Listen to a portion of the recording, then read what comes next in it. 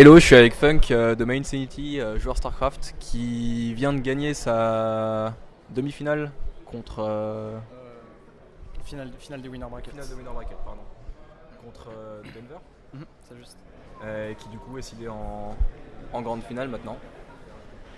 Comment ça s'est passé un peu la LAN pour toi jusqu'à maintenant? Super bien. Enfin, l'organisation est au top. Les matchs se sont bien passés. J'ai beaucoup apprécié qu'il y ait des matchs de poule. Donc, Ouais. ça fait qu'il y avait énormément de matchs. Et pour les gens qui n'ont pas forcément un gros niveau, ça leur permet de jouer, de faire beaucoup de matchs. Contrairement à d'autres LAN où, par exemple, ça commence direct en double bracket et des gens ils font 2 matchs et ils sont out, ce qui est un peu dommage. Donc, moi j'ai trouvé que c'était vraiment super. Et puis, on a fait plein de matchs comme ça. Non, ça s'est très bien passé.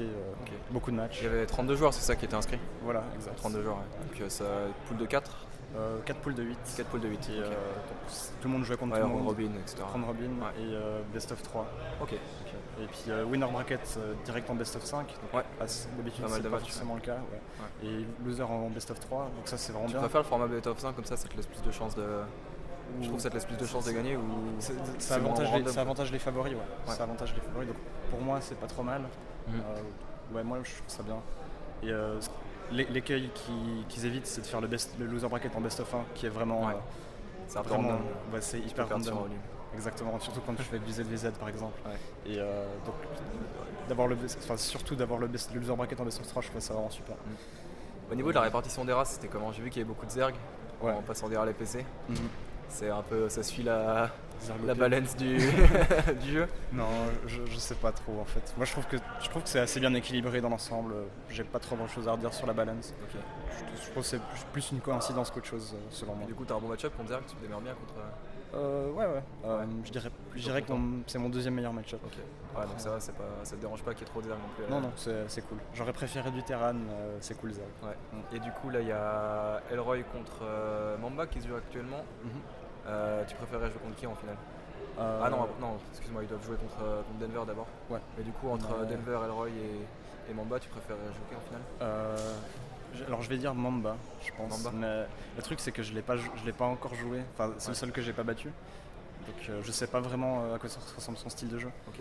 Donc, en fait, je vais presque dire Denver plutôt, parce que Denver, Tu sais comment il joue. je sais comment il joue, je l'ai battu sans trop de soucis. Je pense que je peux le refaire. Alors que Mamba c'est un peu l'inconnu.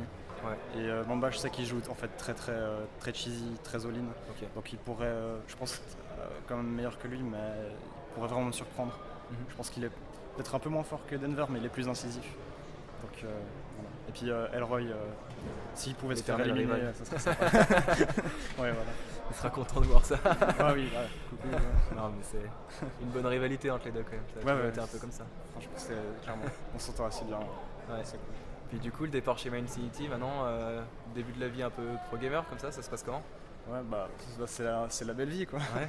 C'est jeux vidéo, toute la journée, À la Gaming House là. aucune contrainte. Enfin, mes seuls devoirs, c'est de préparer des matchs. Quoi. Ok. Donc c'est assez sympa. Ça a beaucoup impacté ton niveau de jeu, tu trouves? Légèrement, je dirais, ouais, quand Ouais. même. Je suis quand même plus solide. Je dis globalement meilleur. Après, ça fait un mois que j'y suis. Donc Ouais. c'est pas encore extrêmement long. Ouais, c'est le début. Tu vas rester un moment encore? À peu près 6 mois normalement. Ok. Et je devrais reprendre mes études en septembre, D'accord. a priori. Ouais, du coup, c'est vrai que l'environnement de Gaming House permet quand même d'avoir les mates à côté déjà pour s'entraîner. Et puis un environnement de jeu qui est plus Clairement. Et puis T'as plein de des- gens avec qui on peut parler de StarCraft, Ouais. d'e-sport.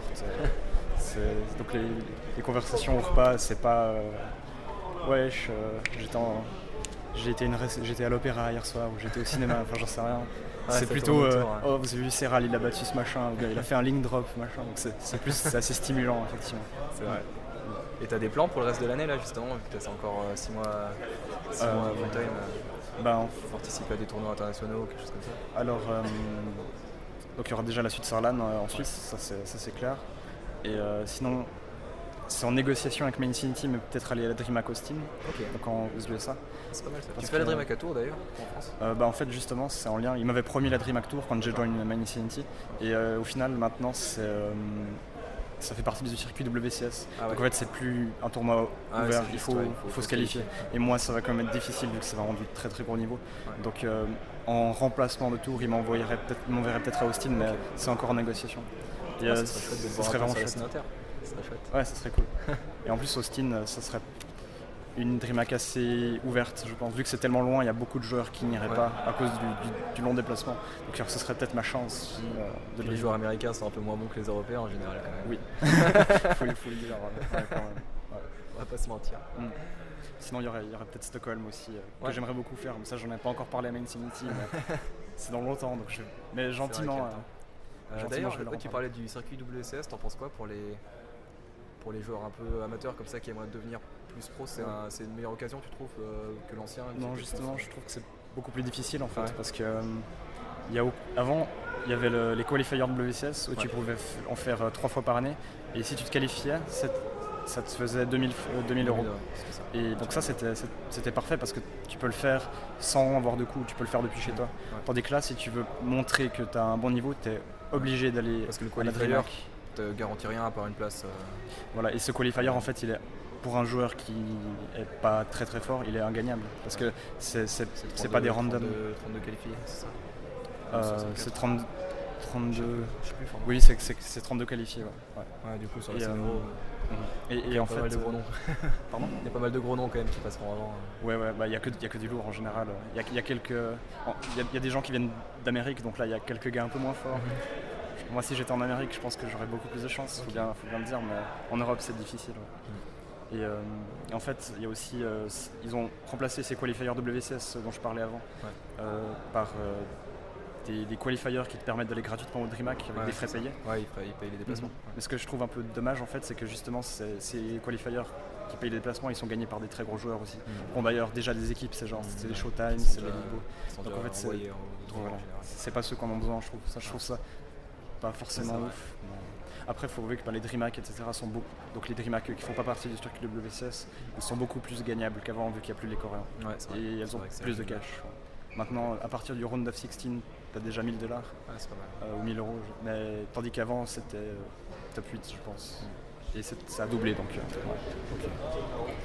Bah écoute, je te souhaite tout bon pour la suite de la LAN. Merci. Et puis à bientôt. À bientôt.